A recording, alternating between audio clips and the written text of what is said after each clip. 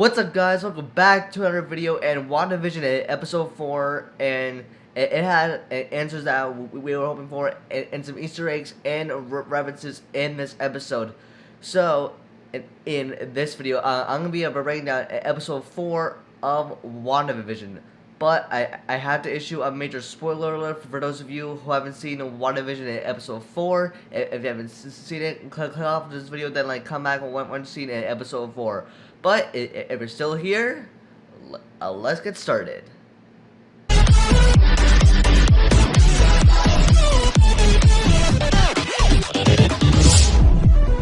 The episode starts out with Monica Rambeau getting dusted back into the world when a Hulk snapped everyone back from Avengers Endgame. And then we start to hear voices from Captain Marvel, Maria Hill, and young Monica, and Captain Marvel saying her nickname from her childhood, Lieutenant Trouble. This is a callback to Captain Marvel when Monica and Carol were spending time together. And then Monica hears people screaming and panicking, and she goes out the door and sees everyone in chaos, and sees everyone dust back randomly, and this is the reverse snap. And we saw this happen in Spider-Man Far From Home when the opening scene in the gym. Everyone does back randomly out of nowhere in the band uniforms in the gym. And Monica looks around. This is thinking she's terrified, and what's surrounding her that's really terrifying her is that people are coming back randomly and causing chaos, which for everyone else in Avengers Endgame felt it was a fine and awesome moment to be in. But I figured because in this reality, when everyone got dusted back, it created a lot of chaos. So that explains why Monica is looking all around the hospital room, terrified of what people are doing. And then we see Monica having a conversation with the doctor about seeing a patient in room 104.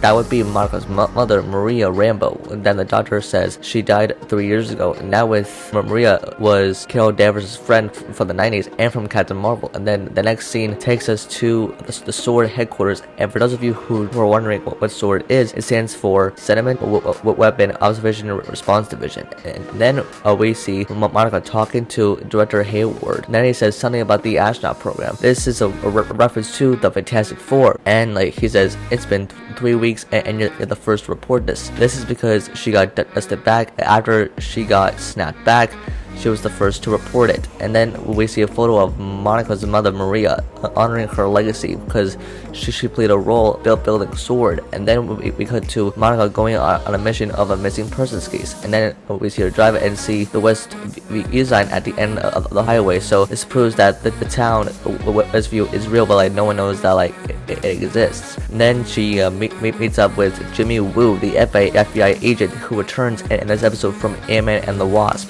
using the card trick to introduce himself as Scott showed him, and he did learn it. And then we see that based on this, Westview is confirmed a real town, but people don't remember anything from its existence. And then we see them talking to a cop, and then Monica asks where you're from, and the cops say Eastview. And then we see a toy helicopter from episode 2 when Wanda picks it out from the bushes and see that it is colored in a black and white reality, and that Monica is going to fly it. And as we can see, it's a S.W.O.R.D drone to make it a useless, harmless model. And Monica tries to fly it into the bubble reality. Then it suddenly goes in, and then it suddenly disappears, and they can't find where it is. And then Monica then gets sucked into the energy field. That's how she ended up being in an episode of WandaVision. And then we see a truck, and we see Darcy Lewis return as who works with Jane Foster in the Thor movies. And then we see her in the truck with other guys and where they're from. And then we see the S.W.O.R.D response base that's outside of Westview. So they're going to try to communicate with Wanda and Vision outside of town. And then Darcy notices wavelengths that are an amount of CMBR, which stands for Cosmic Microwave Background Radiation, which is also a reference to Fantastic Four. And then she monitors Wanda and Vision by watching them through a monitor. And then the next scene, we see the beekeeper, who was from the end of episode 2 when it came up from the sewers and into the neighborhood of Westview to investigate Monica. But as he was turning around, he could see Wanda with Monica. But as he was turning around, he could see Wanda saying no, and then the reverse in time. But we don't know who the beekeeper is. And then we cut to the scene where Wanda and Vision are in the sitcom style show that they're in, and Jamie says that the universe created a sitcom starring two Avengers. This is because of the reality that they are in. They're in a sitcom reality, and then Darcy mentions Vision as she watches him and says that he's dead, not blamed dead. So that proves that like Vision was like dead, not blimmed, not like he vanished from the snap. He's simply dead. So this is because Vision is not really alive, and that someone is disguised as Vision, because based on theories like this, because it could be the demon of Mephisto from the Marvel comics, and the main bad villain who is gonna play a big role in the show. And then we see the S.W.O.R.D agents trying to figure out who Wanda and Vision's neighbors are. And the first thing that Darcy holds up is the hearts from episode 1, who are played by Todd and Sharon Davis. So based on this, they are using the different identities by using actors.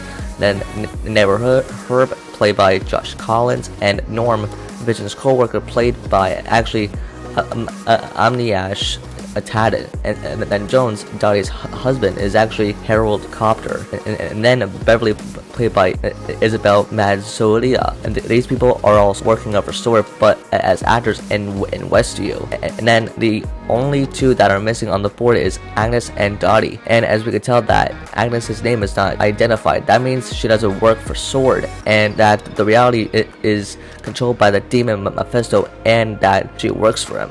And then we see like a question like on the board, like why hexagon shape? Well, the hexagon shape is where the town it's in a hexagon shape, which has 6 sides, and it travels at a 5-mile radius and 666. That leads to the demon of the show, Mephisto. And then we see Jimmy talking on the radio. Says, Wanda, can you remind me who is doing this to you, Wanda? So that means like all but behind the scenes, Jimmy is the one who is contacting Wanda from the radio on the side table, at which like Darcy helps him with to make sure that like Jimmy can like communicate with Wanda to see like who's like manipulating her and Vision and the reality. And then we see the beekeeper crawling into the sewer, but his rope snaps off of him. And then as he goes into the Westfield's energy field that has that power to sitcom you as you cross it. And then we see Wanda as she's about to throw Monica out, and then Monica says, I'm your neighbor,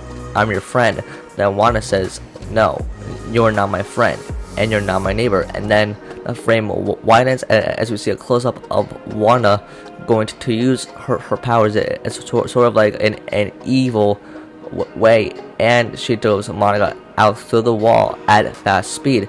And then Wanda goes to repair the wall, and now this is the one from the other TV spot that she's repairing the wall, and we assumed it was one of her kids doing this, but it was actually throwing Monica out through the wall and out of the energy field. And then we see Wanda saying what happened to Monica, and she said she had to rush to go home, and of what really happened. And then she turns and we see dead Vision, which scared the heck out of me, like from Avengers Infinity War.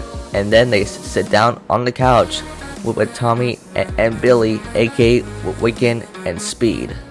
Wow, so like we just experienced like a lot in the episode. I just broke down like with like monitoring Wanda and the Vision, and we know that they're like by the current for the first 3 episodes, and then we see like Monica then on the ground at the S.W.O.R.D response base, and then she says it's all Wanda, and oh my god.